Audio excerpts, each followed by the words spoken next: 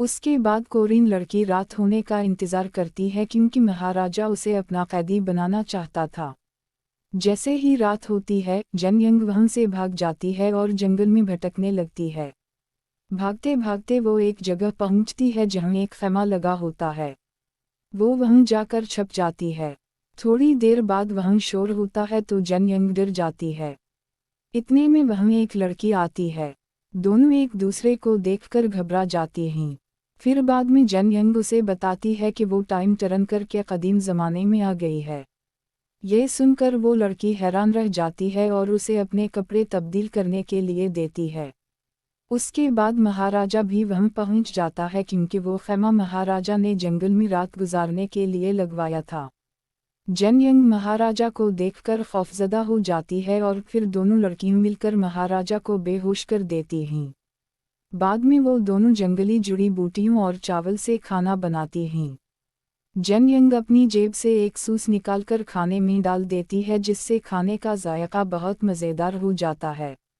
दोनों खाना शुरू करती हैं कि इतने में महाराजा को भी होश आ जाता है। वो दोनों को खाना खाते देखता है तो उसे भी भूख लग जाती है। फिर जन यंग महाराजा को अपने हाथों से खाना खिलाती है क्योंकि उसने महाराजा के हाथ बांधे होते हैं और वो जख्मी भी होता है। खाना खाने के बाद तकलीफ की वजह से महाराजा दोबारा बेहोश हो जाता है। फिर वो दोनों भी सो जाती हैं। कुछ देर बाद उन्हें घोड़ों की आवाज़ें सुनाई देती हैं तो वो दोनों एक पहाड़ी के नीचे जाकर छुप जाती हैं। उस जमाने की लड़की का नाम मिंग होता है। जन यंग उससे पूछती है कि ये सब कौन लोग हैं। मिंग उसे बताती है कि ये गवर्नर का काफिला है जो लड़कियों को कैदी बनाने के लिए जा रहा है और वो उसी वजह से जंगल में छुपकर रहती है। अचानक एक हल्की सी आहट पर जन यंग की चीख निकल जाती है जिसकी वजह से गवर्नर के फौजी उन दोनों को भी गिरफ्तार कर लेते हैं। फिर सबको बानदी बनाकर गवर्नर के महल ले जाया जाता है जहां सबको खाना बनाने का हुक्म दिया जाता है।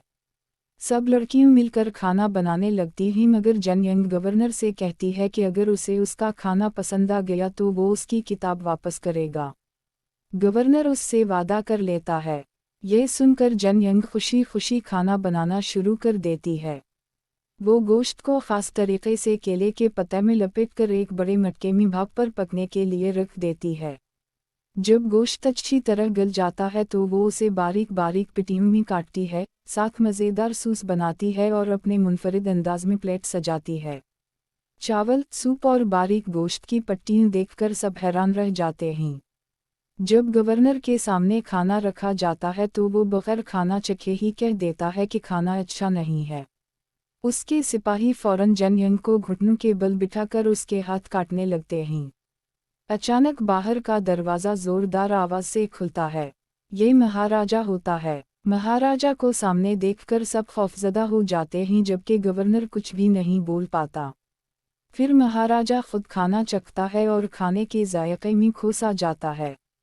खाना खाने के बाद महाराजा गवर्नर से उसकी पोती को अपने साथ ले जाने की बात करता है तो गवर्नर का बेटा गुस्से में आ जाता है और कहता है, मेरी बेटी अभी बहुत छोटी है, वो नाबालिग है। तब महाराजा गुस्से से कहता है, जब दूसरों की बेटियों पकड़कर लाते थे तब ये सब याद नहीं था। ये सुनकर गवर्नर महाराजा से रहम की अपील करता है। कुछ देर सोचने के बाद महाराजा गवर्नर को मुआफ़ कर देता है मगर जन यंग और मिंग दोनों लड़कियों को अपना कैदी बना लेता है और उन्हें साथ महल ले जाने के लिए रवाना हो जाता है। उधर महल में शाही साखी, जो महाराजा की खास साखी होती है, उसे एक मुखबिर खबर देता है कि महाराजा गवर्नर की पोती नहीं बल्कि एक भागी हुई कैदी लड़की को गिरफ्तार करके अपने साथ महल ला रहे हैं। शाही साखी बहुत मकार और चालाक औरत होती है जो महाराजा के दुश्मनों के साथ मिली हुई होती है। जब महाराजा महल पहुंचता है तो शाही साखी खुद इस्तकबाल के लिए खड़ी होती है। वो जन यंग को बहुत गौर से देखती है जिस पर महाराजा कहता है, ये एक बागी कैदी है, इसका आपसे कोई मुकाबला नहीं। फिर महाराजा अपने सिपाहियों को हुक्म देता है कि उन दोनों लड़कियों को जेल में कैद कर दिया जाए। जब सिपाही जन यंग और मिंग को जेल में बंद कर देते हैं तो उसके बाद शाही साखी जन यंग को देखने आती है। जन यंग उसे देखते ही समझ जाती है कि ये एक मकार और फरीबी औरत है। उसके बाद शाही साखी महाराजा के कमरे की तरफ जाती है जहां महाराजा आराम कर रहे होते हैं। इजाज़त लेकर वो अंदर दाखिल होती है।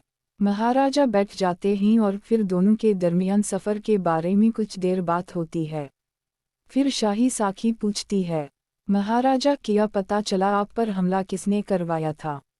महाराजा जवाब देते हैं, बहुत जल्द वो शख्स खुद सामने आ जाएगा। ये सुनकर शाही साखी इजाज़त लेकर वहाँ से अपने कमरे में चली जाती है और अपनी ख़ास नौकरानी को जन यंग और महाराजा पर नज़र रखने का हुक्म देती है। इधर जन यंग मुसलसल नई मुश्किलात में घिरती जा रही थी। वो अपनी किस्मत पर रो रही थी क्योंकि उसे नहीं मालूम था कि आगे उसके लिए अभी कितनी मज़ीद आजमाइशें बाकी हैं।